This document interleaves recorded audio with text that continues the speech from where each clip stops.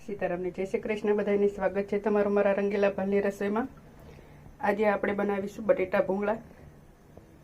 ભાવનગરના પ્રખ્યાત બટેટા ભૂંગળાની રેસીપી આજે આપણે બનાવવાના છીએ એકદમ નવી જ રીતે, જે આપણે ગ્રેવીવાળા બટેટા બનાવીને તૈયાર કરીશું, જે નાનાથી લઈને મોટા બધાને ખૂબ જ પસંદ આવશે। આ રીતે મારી રીતે એકવાર જરૂરથી ટ્રાય કરજો। તો ચાલો બનાવવાની શરૂઆત કરી લઈએ। तो बटेटा भूंगळा बनावा माटे मैं अहींया 800 ग्राम जेटली नानी बटेटीओ लई लीधी छे। अत्यारे जे मार्केट में नवा बटेटा मळे ए मैं लई लीधा छे। तो हवे आने आपणे बाफी लेवाना छे। तो बटेटाने आपणे कुकर में एड करी लईशुं।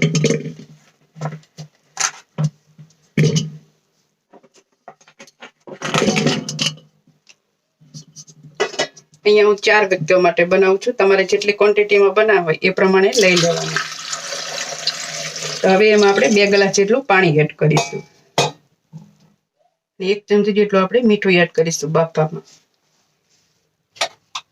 અને ઢાંકણ ઢાંકીને આપણે એને ગેસ ઉપર ચડાવીને 3 સીટી કરી લઈશું।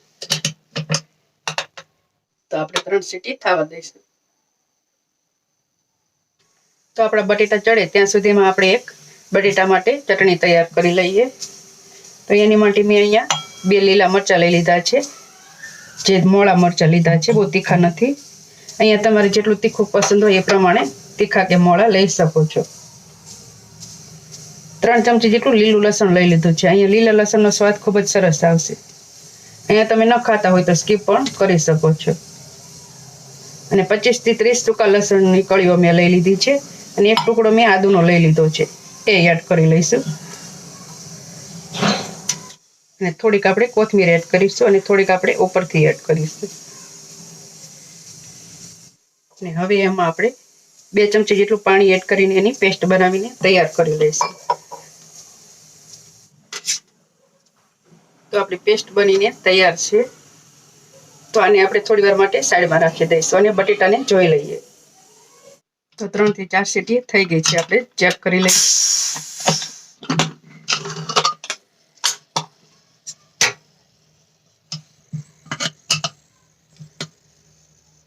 तो आपणे बटेटा एकदम सरस रीते बफाई गया है, उपरनी छाल एकदम सरस रीते निकली जाय छे। तो हवे आने आपणे ठंडा करीने फोली लईए, उपरनी छाल उतारी लईशुं। तो बटेटा ने आपणे ठंडा करीने छाल उतारीने सरस रीते फोली लीधा छे। तो आने थोड़ी वार माटे आपणे साइड में मूकी दईशुं अने एनी ग्रेवी तैयार करी लईशुं।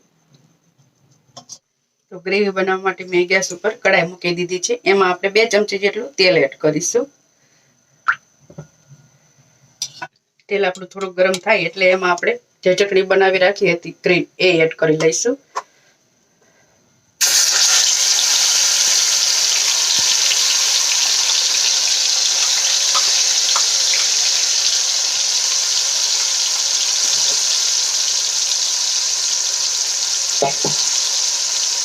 એમાં થોડું પાણી એડ કરીને આપણે બધી ચટણીને લઈ લેવાની છે। હવે સરસ રીતે આપણે તેલમાં મિક્સ કરીને એને સાંતળી લેવાની છે થોડી વાર માટે।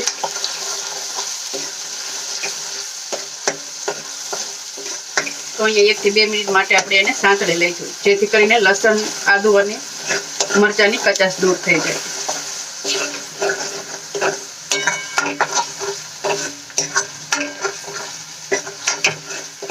तो 2 मिनिट જેટલો સમય થઈ ગયો છે અને ગ્રીન ચટણી આપણી થોડીક સંતળાઈ ગઈ છે। તો હવે એમાં લાલ મરચાંની ચટણી એડ કરીશું, જેમ અમે 1 ચમચી તીખું મરચું અને 1 ચમચી લાલ કાશ્મીરી મરચું પલાળીને લઈ લીધું હતું, એ એડ કરી લઈશું। આ રીતે પલાળીને એડ કરવાથી આપણું મરચું બળશે નહીં અને કલર પણ આપણો બટેટાનો સારો આવશે।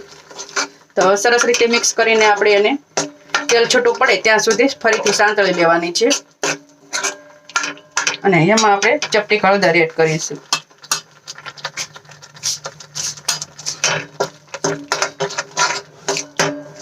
સરસ રીતે મિક્સ કરીને આપણે એને તેલ છૂટું પડે ત્યાં સુધી સંતળાવા દઈશું।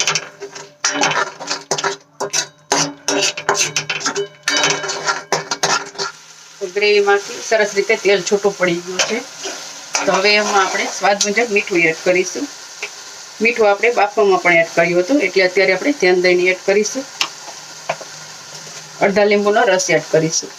અહીંયા તમને ખાંડ પસંદ હોય તો એ પણ તમે એડ કરી શકો છો. હવે સરસ રીતે મિક્સ કરી લઈશું. અહીંયા આપણે ગ્રેવીવાળા બનાવવાના છીએ એટલે એમાં આપણે 1/4 કપ જેટલું પાણી એડ કરીશું અને સરસ રીતે ગ્રેવીને આપણે ઉકળવા દઈશું.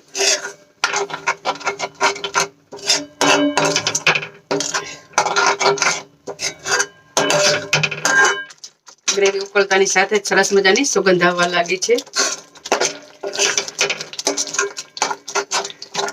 તો 3 થી 4 મિનિટ જેટલો સમય થઈ ગયો છે અને ગ્રેવી આપણી સરસ રીતે ઉકળી ગઈ છે.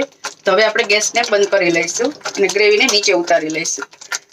તો આપણી ચટણી તૈયાર છે. તો હવે આપણે બટેટામાં જેટલી જોઈતા પ્રમાણમાં જેટલી જોઈએ એટલી ચટણી આપણે એડ કરીશું. તો અહીંયા તમારા બાળકો જેટલું તીખું ખાતા હોય એ પ્રમાણે તમે ચટણી એડ કરવાની. અહીંયા તમે ઉપરથી ખજૂર આંબલીની ચટણી પણ એડ કરી શકો છો. પણ આ ચટણી એકદમ સરસ સ્વાદિષ્ટ બની છે, જેમાં આપણે લીલું લસણ, સૂકું લસણ અને આદુ મરચાં એડ કર્યા છે. હવે આને આપણે હળવા હાથે મિક્સ કરી લઈશું.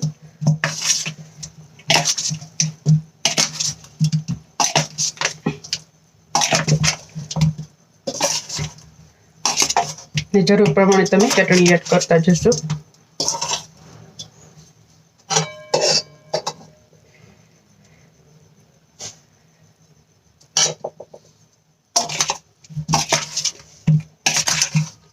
તો આપણે બટેટાની સરસ રીતે ગ્રેવીમાં મિક્સ કરી લીધા છે. તો હવે ઉપરથી આપણે કોથમીર એડ કરી લઈશું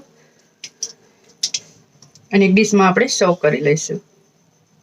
તો આપણા સરસ મજાના ટેસ્ટી એવા ચટાકેદાર બટેટા બનીને તૈયાર છે.